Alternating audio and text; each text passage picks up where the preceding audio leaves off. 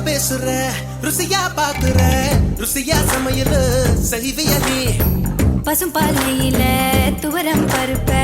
கடைஞ்சு தாளிச்சு கொடுக்கட்டுமா பத்திய சோறா நான் உன்னை கேட்டேன் காரம் சாரமா உனக்கு சமைக்க தெரியுமா அம்மா மிளகு நரசமா